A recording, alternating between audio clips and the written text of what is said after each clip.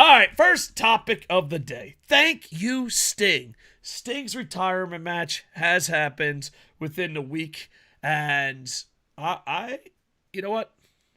I don't know many people that don't have fond memories of Sting. There might be Stings you like over other Stings, but I don't think anyone says, "Oh, I don't like this Sting." And what a way to end his career. He keeps the tag team championship. Darby Allin, you can talk to him on the website, but he has an amazing spot. The Young Bucks were pretty awesome, and his sons were there. Dude, his sons are Twitch streamers, or one of them is. How cool is that? That's pretty cool. Yeah, so, dude, first story I forgot to bring down the red bar. Bam.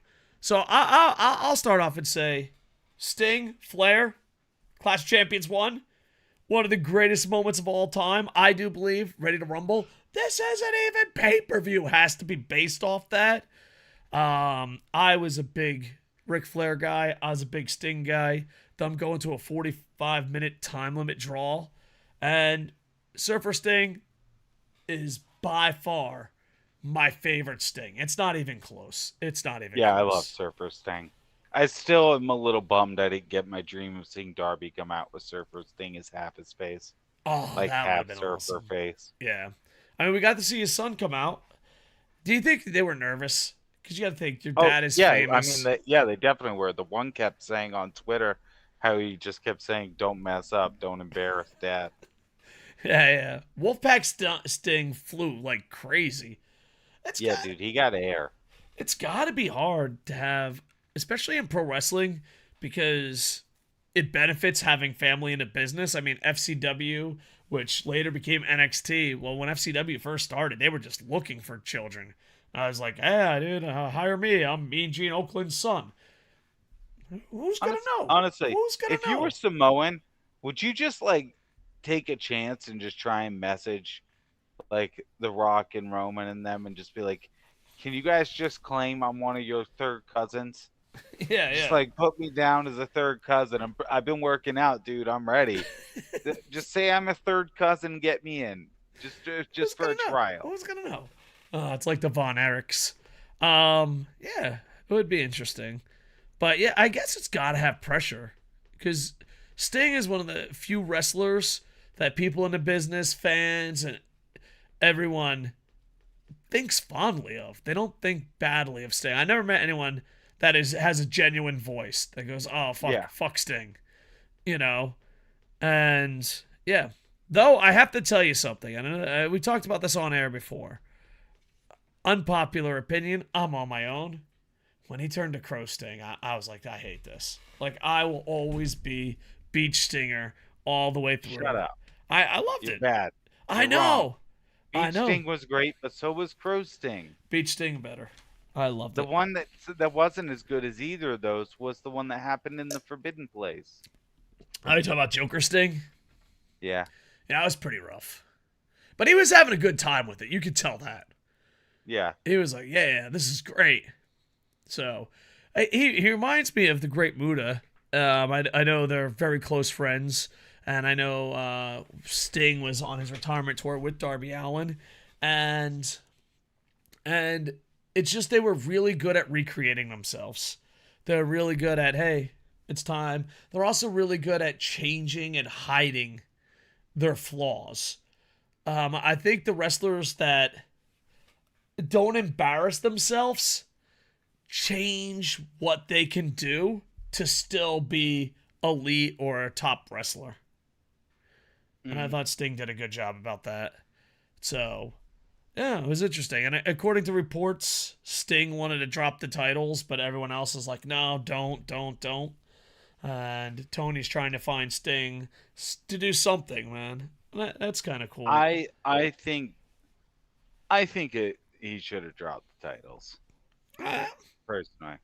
yeah, It didn't have to be him to take the loss, but yeah. I don't know, though. there's just because not just because losing on the way out's good, but like Yeah, think you're about losing the it mega back. heat it would have been if like for example they had somebody else come out and hold Darby back while they just basically just beat the hell out of Sting and then pinned him together.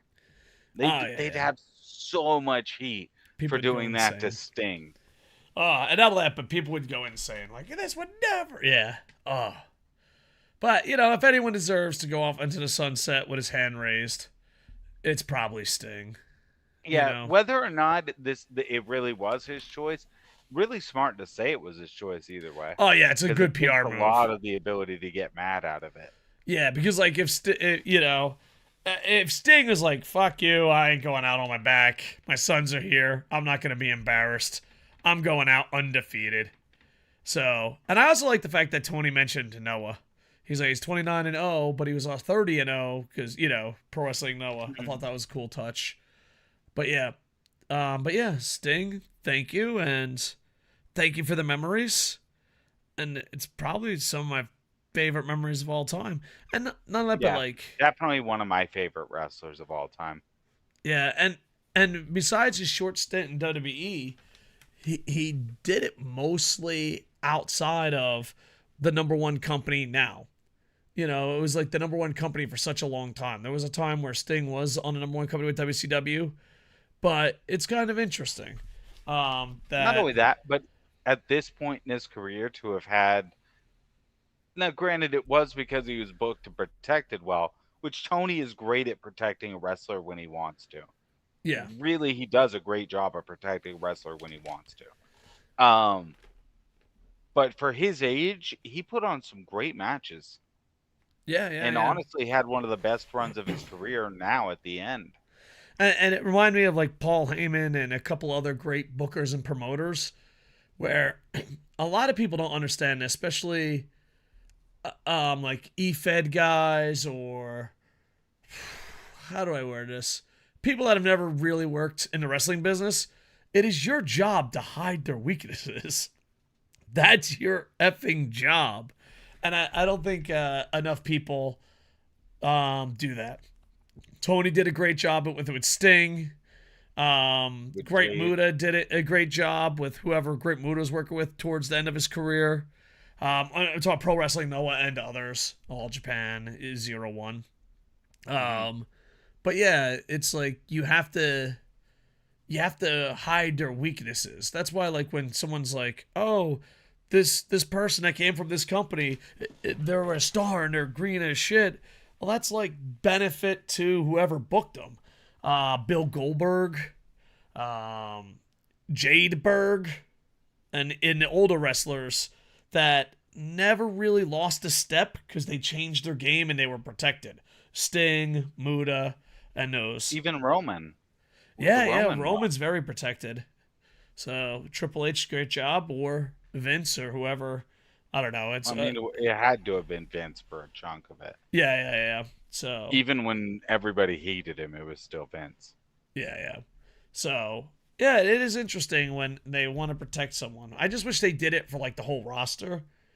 And I Yeah, feel just booked like the whole roster intelligently.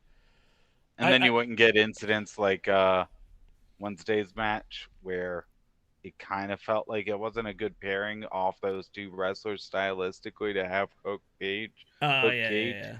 And Hook. Yeah. Yeah, yeah. Yeah, that's a good point. I think Lucha Underground did a good job of this. And I think ECW did a good job of this. This is one thing that I think younger fans don't know is that ECW was insanely good at hiding people's weaknesses. Insanely good. And even during the, I guess, golden era, I don't know, the Hulk Hogan Ultimate Warrior time, Vince was a lot more yeah, that Vince McMahon era, he was a lot better at hiding weaknesses. And Yeah. then eventually he's Well, just he like, also whatever. wanted to hide them then. Yeah, yeah, yeah. He's So, hit him when he wants to. yeah. So we got a little off topic there. Sting, thank you for the memories. Sting also, my source Twitter, someone in the comments, please correct me. Sting is the only person that's been in a WCW, TNA, WWE, AEW video game. And there's a good That's chance pretty he cool. might be the only one to ever do that. I don't know, maybe Ric Flair. Ric Flair might have that chance. But I don't know. I don't see AEW putting Flair in a game, but I've been wrong before. What about Chris Jericho? I don't know if Chris Jericho was ever in a WCW game or a TNA game. Yeah, Chris Jericho's never been in a TNA game. No, but Chris Jericho could still do it. Yeah. Chris Jericho had on. Remember when he did the graphics and teased the internet? Remember when TNA teased the internet? It made sense. Like it made you excited, not go. Oh. So, thank you, Sting, and we will forget about Joker Sting. We promise. But the thing is, though, he was having fun.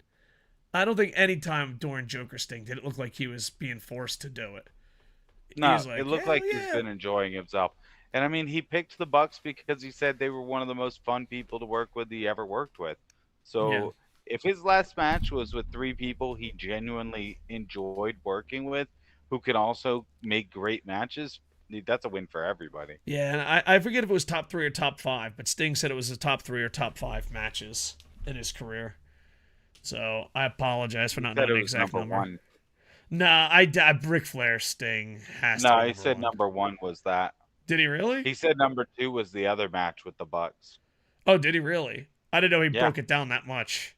Yeah. He said number 3 was actually the match they had practicing for that match backstage. Are you just making this stuff up because someone will fact check this and be sad that we're not 100% accurate? Maybe I am. Maybe I'm not. Why'd you trust a raccoon? We'll never know. But Sting, thank you for the memories. And Clash of Champions 1. Me and James Legend are thinking about doing, like, we'll go back and watch events and then review them, like, years past and all that. Like, we're going to do Lucha Underground and all that. He wants to do that. I really want to rewatch Clash of Champions 1. Because as a kid, I thought it was the coolest shit in the world. Because not only that, but it was also free. It felt like it was the first free pay-per-view ever. That's what it felt like. It was good times. Are you old enough, Raccoon, to remember Clash of Champions 1? Not really. No.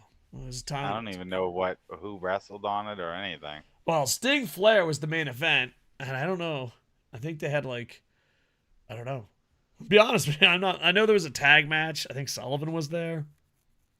Who? Kevin Sullivan. I think he was on the card. I don't know. Maybe all we remember is Sting and Flair. Let's go watch Clash of the Champions 1. I don't even remember that match. You don't remember Sting and Flair? No. Oh, you got to go back and see it. I only vaguely remember Beach Sting. I just remember loving Surfer Sting, and I'm thinking him and the Ultimate Warrior were the coolest looking things ever of all my wrestling cards I had. They started off in indie tag teams. But most of my memories are Crow Sting. Yeah.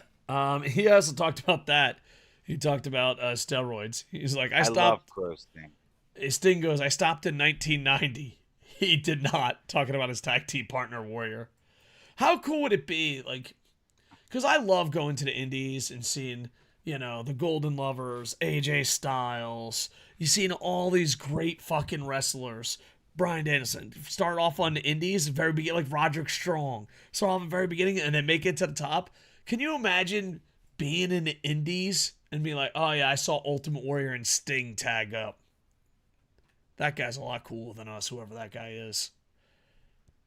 Yeah, they're still alive. Do you think they're still alive? It'd probably be only 10 years old. They might not be. I mean, I'm sure not every fan is. They did. The fans are even doing roids in the 80s? Yeah, back then. Yeah, they were all doing cocaine and roids. Well, I mean, it might check out. They did. Post-World War. Post-Vietnam War. Cocaine and roids were all the rage. I don't think we were. Yeah. Everybody was snorting snorting coke off boners and doing roid injections in each other's asses, then pumping iron together. Are you sure that just wasn't your 80s? No, that was your 80s. You're the one. No, I was young. I was a Nintendo guy. No, you ran ACW. Yeah, the 2000s. Do you know how time works? You went from Vietnam to ACW, 80s. Yeah. You jumped around the lot, buddy. Time is a line. And Well, along that whole line, it's you've been doing always boners. Sting. It's No. always Sting. What else is a line? Cocaine. Thus, much like time, you've been doing cocaine this whole time. No, I've never done cocaine. I never have. I've been around it, but never did. I've never done cocaine. I just love powdered donuts. Cocaine, though, that's ridiculous. Oh, man, can I get another donut? I gotta go. I'll be back. I'm gonna go eat a donut in the powder room. That's why they call it a powder room, right?